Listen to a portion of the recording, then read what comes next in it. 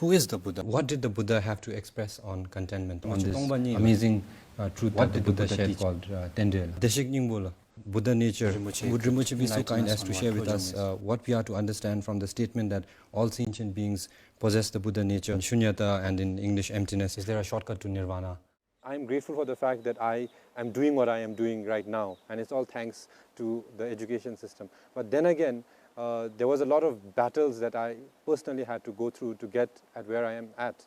And one of the problems that I find along the lines of what Doctor was speaking about with the dignity of labor, and then about teachers in Finland, the best, the cream of the society being recruited as teachers.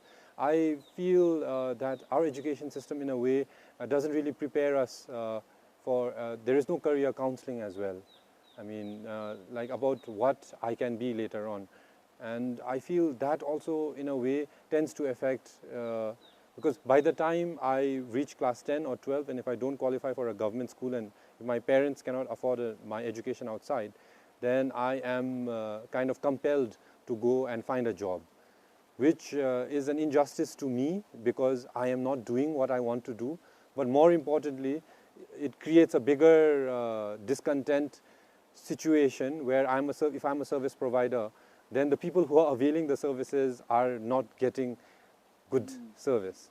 I mean, just expressing a little idea about, I mean, my opinion about the education system here. So anything that...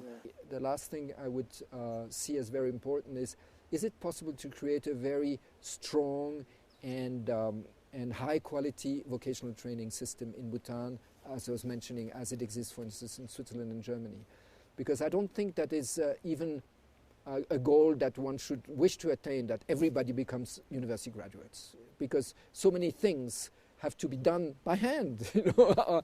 And again, dignity of labor and really training high quality artisans is something that is very, very useful in a society. So I think that but that's also a shift of mindset, that otherwise now parents would be discouraged if their children cannot go to university, they experience it as a failure.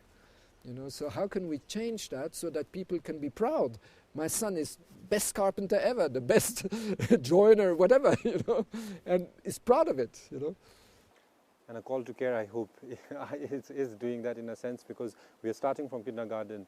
So even if this generation we miss out, then we have a generation which is growing up who's going to be proud to be working with wood and stones. Doctor, I'm about done with my questions and we are almost out of time as well. Before I conclude, when we go live, and a recurring question that viewers both on TV as well as online ask us is if there is a shortcut to Nirvana. So with your vast experience and knowledge, what is your response to this question? Well, the idea of a shortcut to Nirvana is the idea that Nirvana is somewhere else, because you only need a shortcut to go somewhere. From a Zen perspective, Nirvana is here and now, so you don't need a shortcut, you're in it already. The problem is to become aware that you're in it. Plus, this has to be one of the best answers I've got for my question. I've asked this question to all my guests. Finally, is there like a daily sadhana or a method that doctor practices or teaches that our viewers could incorporate in our day-to-day lives? Well, at the GNH office, we start every morning with a practice of mindfulness. So mindfulness practice is something very simple.